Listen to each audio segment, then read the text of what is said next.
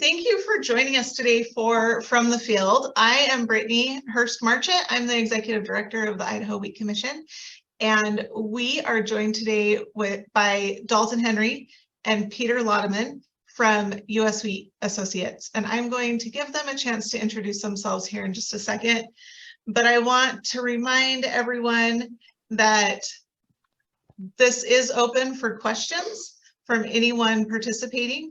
So you can unmute your microphone.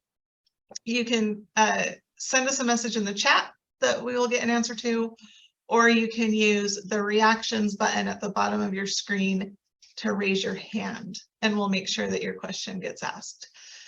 So Dalton, if you want to go ahead and start with an introduction of yourself, and then we'll bump it over to Peter, and then you guys can take it away.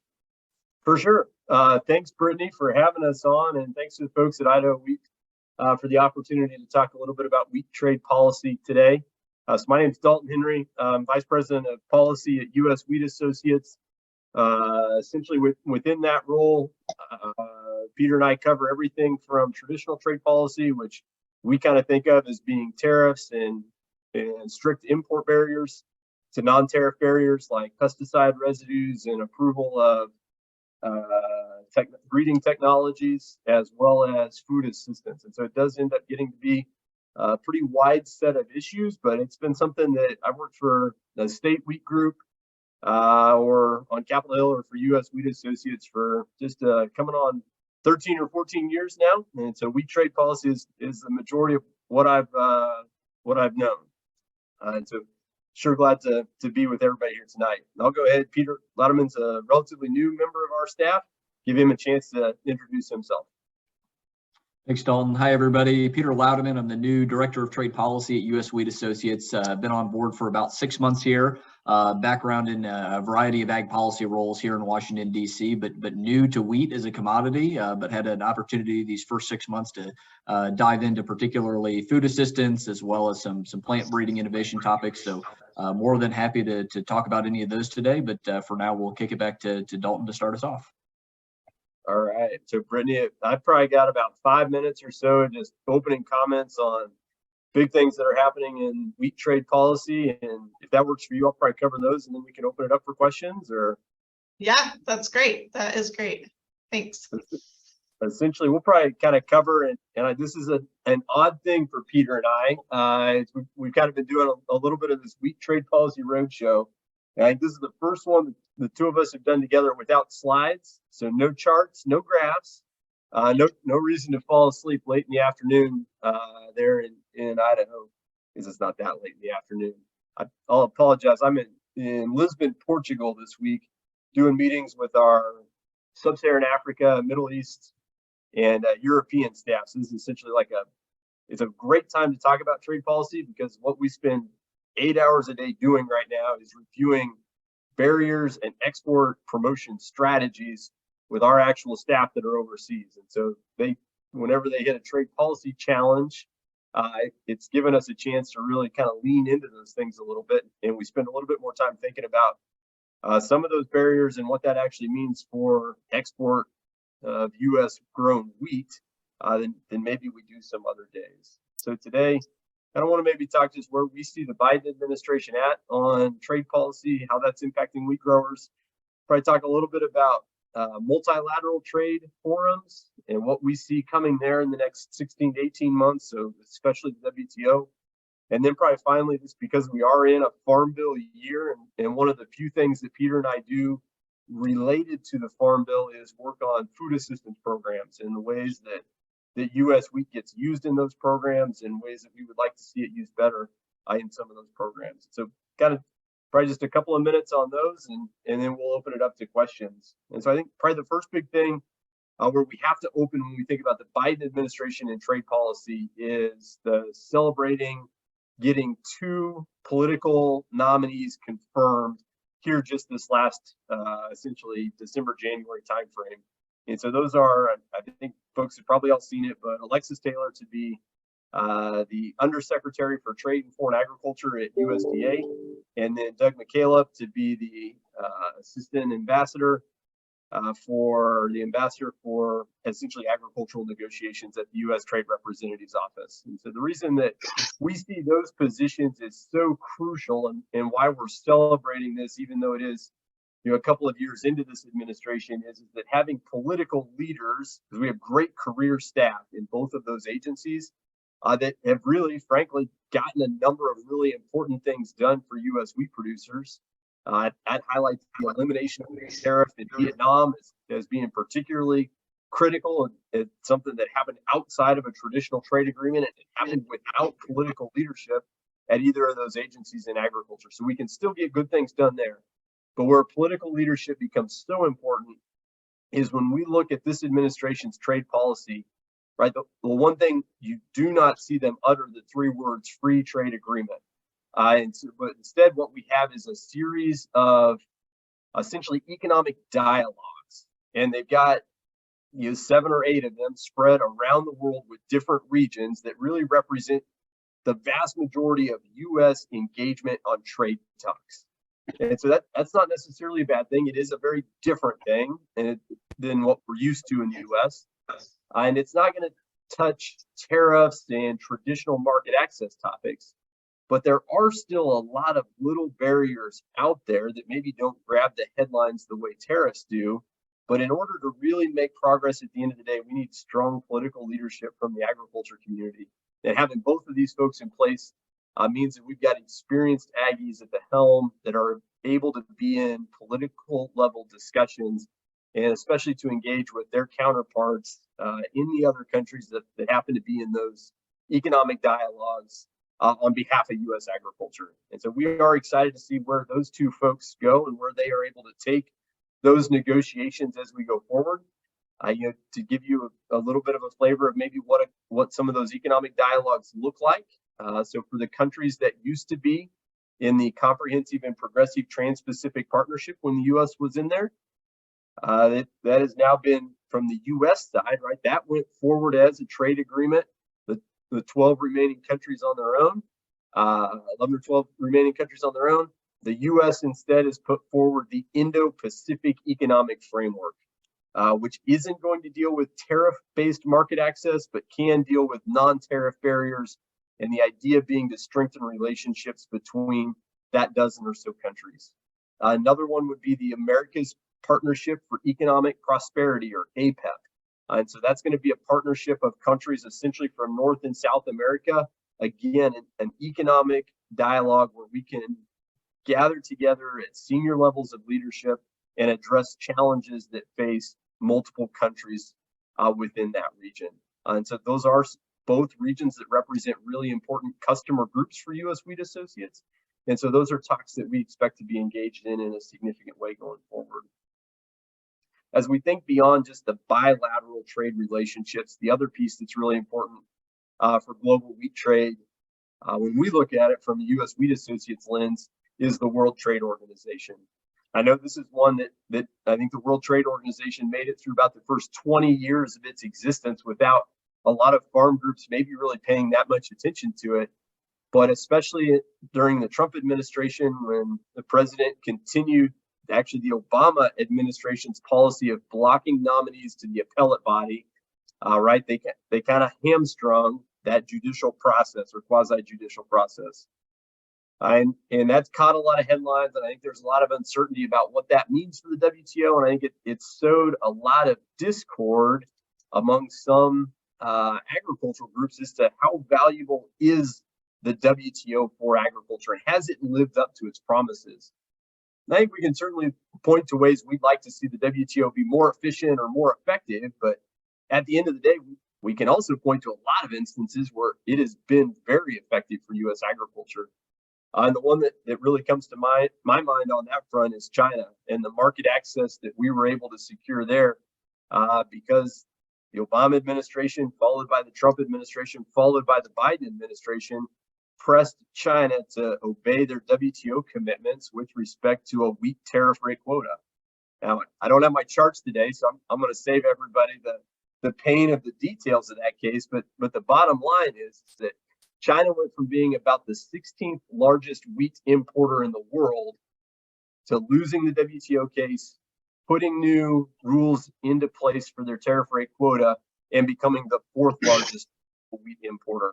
And so when we think about things that really move the needle for U.S. producers over the long term, we do put a lot of emphasis on the WTO. I think you're going to hear a lot about the WTO in the next 12 to 18 months. They have a big meeting called a ministerial every 2 years. The next ministerial is roughly, it hasn't been set yet, but somewhere between 12 and 16 months away. There will be an attempt for a new agriculture agreement there. Whether or not they're successful is probably, my crystal ball is not quite that clear, but it is something that from a U.S. wheat standpoint, we'll be paying close attention to and working hard on behalf of U.S. wheat growers. The final topic today before opening up for questions is going to be food assistance. And Peter and I are talking about this one a lot, primarily because we're coming up on a farm bill, and that is the underlying authorizing language for U.S. Department of Agriculture and a fair number of U.S. Agency for International Development, or USAID programs. And this really, so I grew up in Kansas, worked for the Kansas Wheat Commission right out of school before I came to work for U.S. Wheat Associates. And we always like to tell the story that the idea for U.S. Food for Peace, kind of our cornerstone international development program, started in the 1950s at a county farm bureau meeting in Kansas. Now, whether that's an urban myth or an actual true story is probably up for some debate, but I think what is true about that is that U.S. farmers have a tremendously long history of being engaged in humanitarian efforts. And so we're coming up on the 70th anniversary of Food for Peace program. And when we think about what that means for wheat farmers and for hungry people around the world, this will be the 3rd year in a row, right, as we just crossed the 3rd year in a row, of donating more than 1 million tons of U.S. grown wheat to feed hungry populations. I think the one thing we know is, especially with the Russia-Ukraine conflict today, there is as much need for humanitarian assistance as we've seen at any point in the last 2 decades. And so we do expect that to continue to be a strong point of emphasis for U.S. Wheat Associates. But especially with Farm Bill coming up, there are opportunities to make those programs more effective and to help us reach as many people as possible. If we kind of lump all those together, just to help put it into some context, that 1 million tons, think of it as one destination, right? It's the U.S. government buying it on behalf of hungry people. That would represent a top 10 market as an export destination for U.S. Wheat Associates. And so that is a big piece of why we focus on it, and a big piece of why it is so important to the U.S. wheat industry. So with that, I feel like I've covered a lot of ground in just certainly longer than the 5 minutes I said it would be. But would sure be glad to take any questions if there are some on those topics or other topics within the world of trade policy that folks are interested in talking about. Thank you, Dalton. And Matthew, go ahead with your question, but before you do, I'm just going to remind anybody who has joined us since my intro spiel that you are welcome to ask questions. In fact, we want you to. So go ahead and just unmute your microphone to do that, or you can type a question into the chat below and we'll make sure it gets answered, or use the reactions button at the bottom of your screen to raise your hand and we'll make sure that you have a chance to ask your questions. So go ahead, Matthew. Okay. First, on the topic of, like you mentioned, biotech and things like that, do we see customer acceptance of that shifting? Is it because, are we getting closer to it, or do you expect that to continue to be a concern for customers? It's a good question. And so for folks that maybe haven't followed that discussion, there's a company in Argentina called Bioceres, and they've developed a drought-tolerant GM wheat. And it worked towards commercializing that on a limited scale in Argentina. And they've been going through the regulatory process in the U.S. and a number of other countries around the world. So I think where we're at, Matthew, is that we really haven't seen, because we're not currently on a path to commercialization in the U.S., we've not really restarted that discussion about customer acceptance with our customers overseas. So I think a number of things on that front have happened since the last time we probably had those discussions more than a decade ago. And you've seen several other food crops pick up the benefits of biotechnology. I think that's probably has had an impact.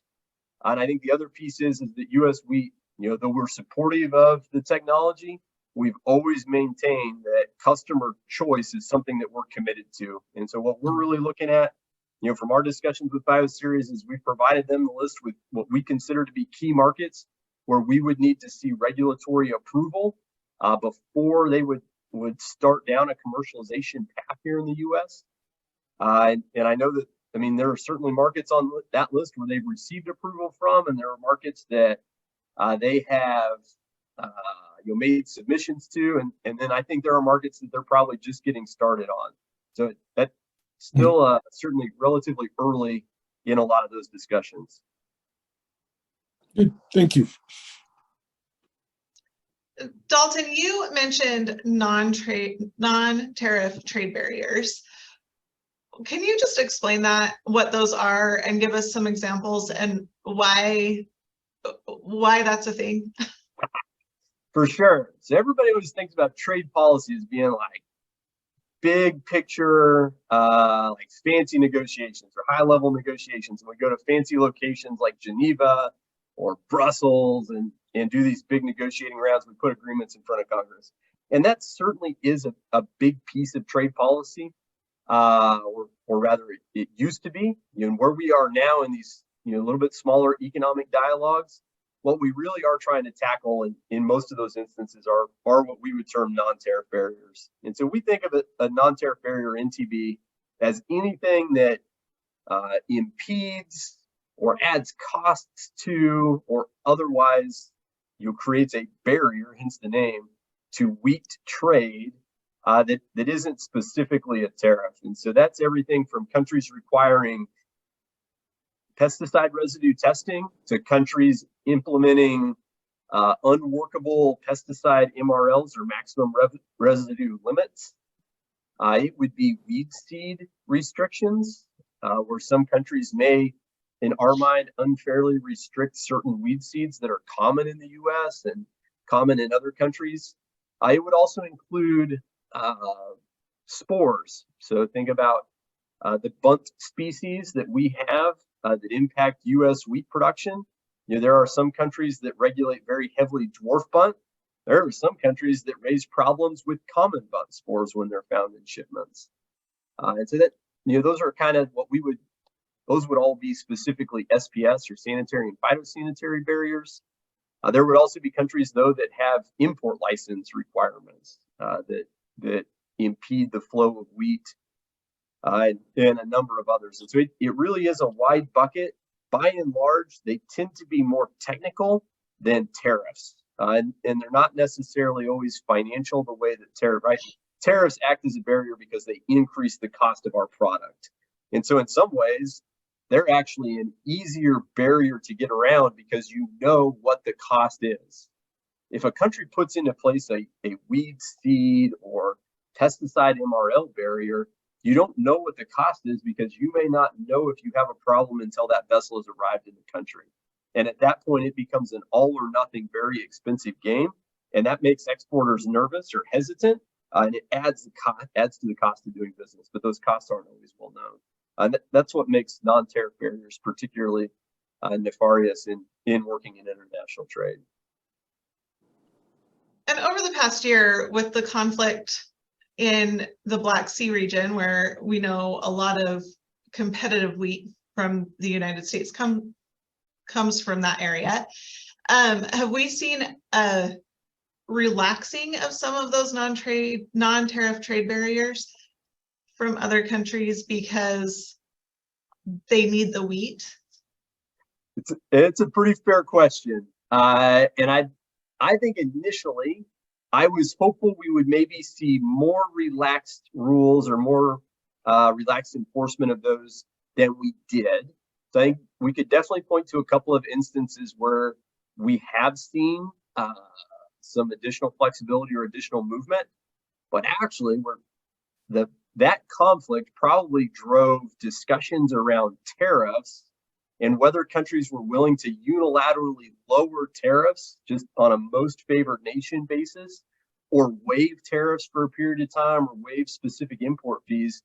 just because it created such a spike in commodity costs that countries were eager to do anything they could to be responsive to that food price inflation.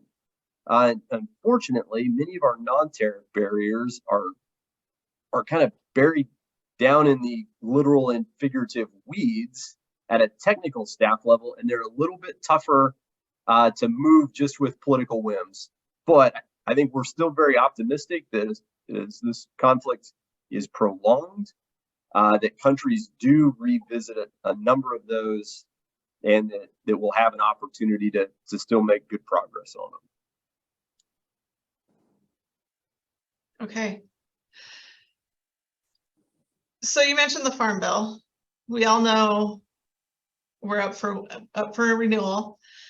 If you could rub your magic lamp and get 3 wishes for the Farm Bill, what would they be? Well, I tell you, and Peter, feel free to chime in on these, but I'm probably going, we need an increase in market access program and foreign market development funds. So U.S. Wheat Associates, we're funded predominantly by Farmers First, right? So state wheat commissions, like the one at Idaho Wheat, are a key source of our funding.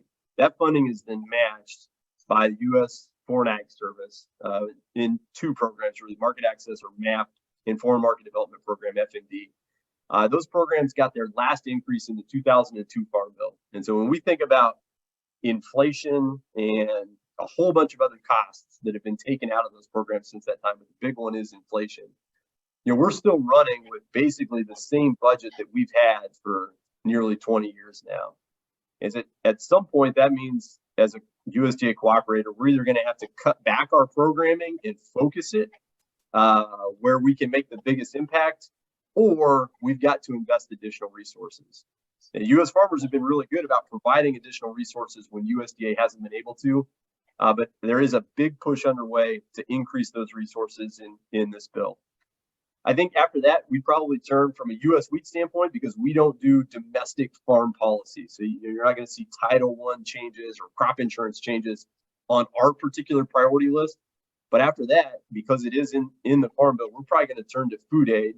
And I might kick it over to Peter and let him talk about a change or two that we might like to see in the food aid space, just kind of big picture, high level stuff that could maybe impact the number of bushels we can send overseas there. Yeah, absolutely. Happy to touch on that really quick. So like Dalton said, our Food for Peace Title II, as well as Food for Progress and McGovern-Dole Food for Education are all food assistance programs that are reauthorized in the Farm Bill. Those programs work really well in some respects. Like Dalton mentioned earlier, we're on our 3rd consecutive year of doing over 1 million metric tons in just wheat through those food aid programs. But there are definitely some tweaks around the edges that we think would make a really big difference in making wheat a little bit more attractive and easier to ship additional bushels. First and foremost, we've got the Bill Emerson Humanitarian Trust. That's kind of a reserve fund that USAID can use in extreme emergencies to tap some additional resources. Last year, they tapped that entire fund, drained it down to 0 for the first time ever. And so we certainly have a huge priority to get that refilled so that that reserve fund can be at its full capacity while we continue to see substantial humanitarian need in the Horn of Africa and the Middle East, especially as the ongoing conflict between Russia and Ukraine limits wheat supplies from the region. Outside of the humanitarian trust, there's some transportation changes that could improve wheat shipments as well. Food for Progress has a transportation cap that basically says no matter how much money is in this program, you can only spend a certain dollar amount on transportation costs. And what that means is even if they have extra money to buy wheat and ship it to other countries, they can't do that because their transportation costs are already maxed out. So if we raise that transportation budget, they can use additional funds to buy more wheat and make that program even more effective. Certainly, there's some other tweaks around the edges as we look at making sure that we're using U.S. grown commodities versus buying competitor commodities overseas, and some other administrative changes that would make those food assistance programs function a little bit better. But those are the few things that are especially top of mind as we go into Farm Bill discussions this year. All right, thank you. How What's the history on those food aid deliveries that we make? How often do those countries turn around and turn into US wheat buying countries? I'd say, so it's a long game, right? And so I don't think that I could probably point to a major aid destination in the last decade that has made the jump and become a commercial buyer, right? So when we think about our two largest countries right now, and it is, I mean, they're probably in the 40 to 45% range of all U.S. wheat aid donations on an annual basis right now is Yemen, which is a soft white program, and Ethiopia, which is a hard red winter program. And I mean, Yemen was a commercial market just a couple of years ago. And now with the civil war and strife, they have almost a solely humanitarian destination, which is an incredible tragedy. So I think we've got good hope that both those countries in the future will be commercial buyers of U.S. wheat. It may just be a while. If we go back historically, though, and this is where I think the heart of these programs really gets unique, that countries that today are in the top 5 or 6 of U.S. wheat's donation or U.S. wheat's export programs in commercial sales were started out as being donational programs. So a country like the Philippines, right now our second largest market on an annual basis, maybe third largest this year, started out as strictly a humanitarian program. South Korea would be another one that's right up there, certainly in the top couple of markets, 5 or 6 on an annual basis, and in an incredibly high value market. Started out as an aid program post World War II. So when we look at kind of those programs, they're those export commercial sales programs today, they really had their genesis and their origins in rebuilding after major conflicts. All right. Well, we are just about at our 30-minute mark. It's probably the middle of the night for you in Portugal, Dalton, so we don't want to keep you much longer. Just want to ask if there are any additional questions for Dalton and Peter while we have them here. And Matthew has some. Good. Go ahead. You mentioned that China went from 16th to 4th. How much of that was under like the China phase 1 trade? How much was separate? And then do you see additional movement there moving forward? For sure. And so you're spot on, Matthew, that the new TRQ rules were adopted just a couple of months ahead of the phase, or a couple of months on either side of the phase 1 agreement being adopted. And so a couple of thoughts on that point. One is that when I say from 16th to 4th, that's their global import number. So while the phase 1 agreement may have had some bearing on it, at the end of the day, they just became a bigger wheat importer from all origins, not just from the U.S. And the phase 1 agreement was a very U.S. specific agreement. I also think that as we get more years removed from the phase 1 agreement and recognize that China made virtually no attempt to meet those purchase targets, I think several of us that have watched that relationship for some time, we're now putting, and I'm admittedly biased because I worked on this case for quite a few years at US Wheat. I think now you can say, look, they didn't follow very much else about phase 1. They certainly didn't follow through on the purchase commitments. We think that points to the WTO enforcement mechanism playing a bigger role than phase 1 did. Now, certainly there's a lot of value in phase 1. Pieces of both of our WTO cases against China on the TRQ and on domestic support were addressed in phase 1. Part of and we really have to give credit to USTR Lighthizer at the time and USTR Ambassador for Agriculture, Greg Dowd at the time, because they actually secured a tighter rules around the TRQ in that phase 1 agreement outside the purchase targets that all the pieces of phase 1 that nobody talks about, that made the WTO enforcement that much more valuable. And so in terms of, do we think there could be more good things to come there? I certainly think so in the case of US wheat producers, Globally, not as much.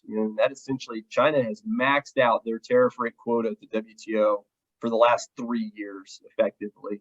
And so you're probably not a lot of room for growth above and beyond that, because after that, it's a 65% tariff, which is just incredibly prohibitive. But, the U.S., because we've faced really a major crop shortfall in at least one region for each of the last 3 years, I think when that weather pattern shifts and we're back to abundant HRW and HRS and SW supplies, we should be much more competitive in that market and see a much larger portion of that 9.6 million tons than what we did this past year. And I think that's a big piece of why we get so optimistic about China. Thank you. All right. Do you have another question, Matthew? Nope, that's it. Thank you. Okay. I think I don't see anyone else's microphones unmuted, but Dalton, one last question. We obviously, you and Peter are both elbow deep in acronyms for all of these trade relationships. Are bilateral trade agreements more beneficial or less beneficial than multilateral trade agreements? What are the pros and cons? That's a good question. I think you probably, to a certain extent, each have their place. And I'll apologize. We swim in an acronym soup in U.S. trade policy. When you can pull together a strong multilateral agreement, right, and enforce better rules than what you could otherwise on all players, I mean, that holds tremendous value, right? So we think about the core underpinnings of the WTO, the SPS rules, most favored nation rules, national treatment rules. Those are all things that underpin the rest of U.S. trade policy. It's tough to imagine where we'd be without an agreement like that. But I also think that we've got to be realistic about going forward, that multilateral, large-scale free trade agreements have become very politically unpopular in the U.S. Things like the Trans-Pacific Partnership. And so from our end, that's where then we start looking much more at the value that bilateral trading relationships and bilateral agreements can bring. Now, the U.S. wheat, and this is where as an industry, we're in a very fortunate position that not a lot of our fellow commodities are. In that when you look at all the members of CPTPP, so essentially Southeast Asia, plus U.S. and Canada and Mexico, we no longer have a single differential tariff in that entire region or in that entire group of countries when we compare ourselves to our biggest competitors in Canada and Australia. And so to a certain extent, we have a little bit of a luxury of saying we don't need back in CPTPP immediately because right now we're on a level playing field with the Canadians and the Australians. That's not the case for a lot of ag commodities. And so when you hear other commodity groups, maybe pounding that drum a little harder and with a little bit more urgency in their voice, it's probably because they still face barriers that we were fortunate enough to get taken care of. The U.S.-Japan Phase 1 agreement, the 2 agreements with Vietnam to unilaterally lower tariffs, the Philippines' ongoing commitment to keep wheat tariffs level with Australia. That's been in place for quite a few years. So to a certain extent, we've been very successful bilaterally and expect that we'll continue to do that. I think just from a pragmatic political standpoint, there's probably a lot more future in the next couple of years or a lot more to be accomplished bilaterally than there is multilaterally. All right. Well, I'm going to go ahead and let you get back to your normal schedules now. But thank you so much, Dalton and Peter, for joining us. One last call. If you have a question, go ahead and shout it out. Let me know. Otherwise, we will see you next month for our next From the Field. So pay attention to our social media, our website, and our newsletters to find out what those topics will be in the dates and times. And thank you again, Dalton and Peter. This was great. thanks for having us on. And if there are ever questions on trade policy in the meantime, don't hesitate to reach out directly to us, or else Britany and the rest of the team there at Idaho Wheat know how to get to us. And we'd love to talk more wheat trade policy anytime there's somebody else out there that wants to do the same. All right, thank you. And just a reminder for everyone else, this episode will be uploaded to our podcast platforms and our YouTube channel later today. So you can pass it on to anyone who was interested but couldn't make it, couldn't join live. So those are always available. All right, thanks so much, guys. Thanks much.